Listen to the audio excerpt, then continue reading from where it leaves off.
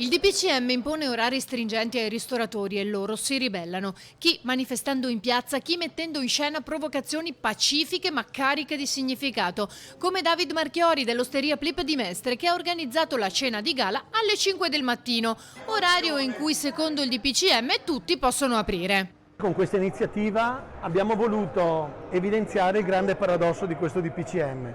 I ristoranti non possono aprire la sera, ma possono aprire alle 5 di mattina. Questo è abbastanza marchiano ed evidente.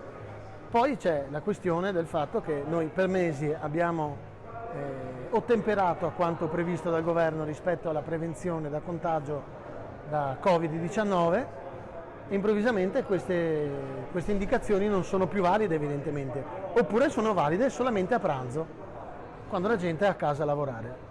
Presente alla cosiddetta cena di gala anche il sindaco Brugnaro, che ha gustato le pietanze preparate dallo chef. Per un provvedimento che riteniamo profondamente ingiusto e iniquo nei confronti degli esercenti, dei ristoratori, dei bar che hanno l'obbligo di chiudere alle 6 di sera tutta la notte senza che nessuno abbia verificato le ragioni di un virus che dovrebbe colpire di più in certi orari piuttosto che in altri. In più voglio sempre ricordare anche le palestre, i proprietari delle palestre, delle piscine, dei teatri, dei cinema che hanno investito anche parecchie risorse per adempiere a tutte le norme dei comitati tecnici tutti questi mesi.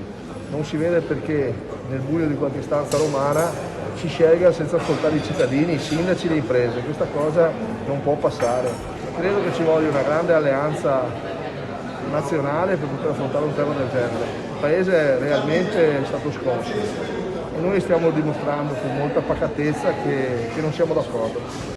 Alla cena, oltre al sindaco e parte del suo staff, si sono presentati una sessantina di clienti, tra cui anche il consigliere comunale di opposizione Gianfranco Bettin, che ha definito quelli del DPCM su ristorazione e cultura provvedimenti irrazionali. Marchiori evidenzia poi un altro aspetto da non sottovalutare. Laddove c'è un esercizio con la luce accesa c'è presidio sociale, c'è controllo del territorio e c'è